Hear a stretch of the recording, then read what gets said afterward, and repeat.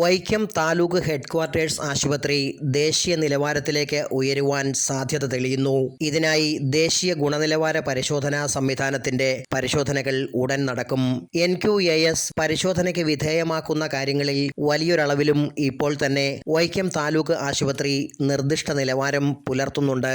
വൈക്കം നഗരസഭയുടെ സഹായത്തോടെ സജ്ജീകരിക്കേണ്ട ഏതാനും സംവിധാനങ്ങൾ കൂടി ഏർപ്പെടുത്തേണ്ടതുണ്ട്. ഇതുകൂടി പൂർത്തിയായാൽ ദേശീയ ഗുണനിലവാര പട്ടികയിൽ വൈക്കം താലൂക്ക് ആശുപത്രി ഇടം പിടിക്കുമെന്ന് ഉറപ്പാകുകയാണ്. അടിസ്ഥാന സൗകര്യങ്ങൾ തൃപ്തികരമാക്കുന്നതിന് പുറമെ രോഗീ സൗഹൃദമായ അന്തരീക്ഷം, ശുചിത്വ പാലനം, മാലിന്യ സംസ്കരണം എന്നിവയടക്കമുള്ള കാര്യങ്ങൾ ദേശീയ ഗുണനിലവാര പരിശോധനയിൽ മാനദണ്ഡമാകും.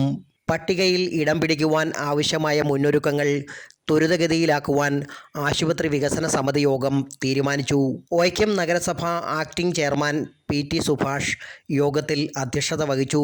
ആരോഗ്യ standing committee chairperson Bindu Shaji, മുൻ സ്റ്റാൻഡിംഗ് കമ്മിറ്റി ചെയർപേഴ്സണും നഗരസഭാംഗവുമായ പ്രീത രാജേഷ്, വൈക്കം താലൂക്ക് ഹെഡ്ക്വാർട്ടേഴ്സ് ആശുപത്രി സൂപ്രണ്ട് doctor Twinkle Prabhakaran, RMO doctor Sheeba SK, paediatrician doctor Sajith John, nursing സൂപ്രണ്ട് C Bindu, senior clerk KR Leena, നഗരസഭാ സെക്രട്ടറി സൗമ്യ ഗോപാലകൃഷ്ണൻ തുടങ്ങിയവരും ആശുപത്രി വികസന സമിതി അംഗങ്ങളും യോഗത്തിൽ പങ്കെടുത്തു.